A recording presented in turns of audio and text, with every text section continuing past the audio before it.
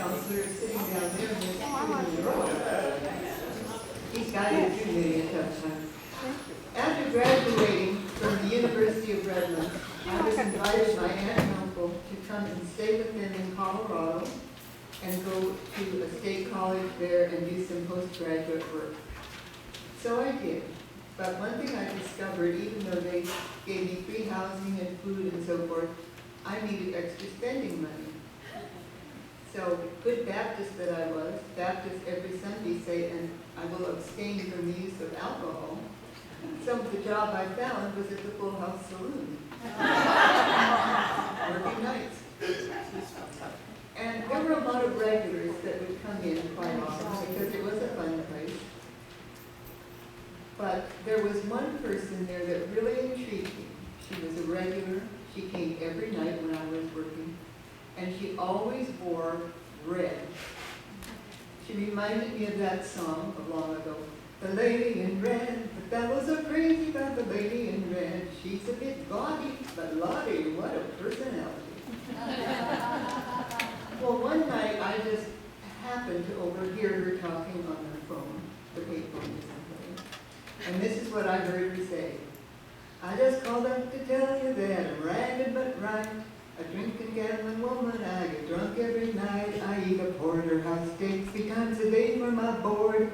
More than any self-respecting gal can afford. I've got a big electric fan to keep me cool in the heat. Handsome red man to play around at my feet. I just called up to tell you, come on over tonight. I know you're gonna love it 'cause I'm ragged but right. There's more to the story, but thank you. After I finished my coursework there in Colorado, I moved back to California, and one day I decided to drive up to San Francisco to see some friends of mine who had moved up there. And I was there having fun with them, but one night they wanted to go see a movie which I had already seen. So I said, no, I'll just stay here and wait for you.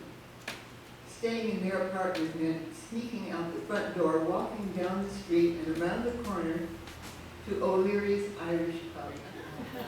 Because I was determined to have at least one or maybe more cups of Irish coffee.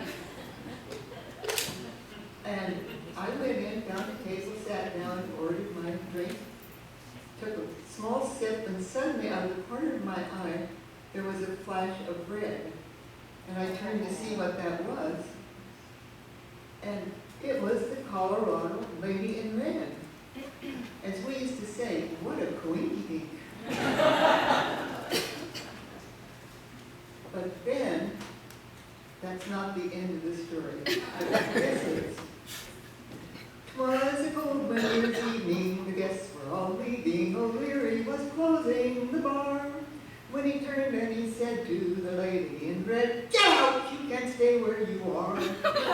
She wept a sad tear in her bucket of beer as she thought of the cold night ahead, when a gentleman dapper stepped out of a phone booth, and he told us as he said, her mother never told her the things a young girl should know about the ways of college men and how they come and go, mostly go. Now age has taken her beauty and sin has left its head scar.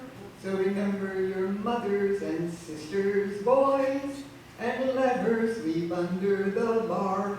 She likes it.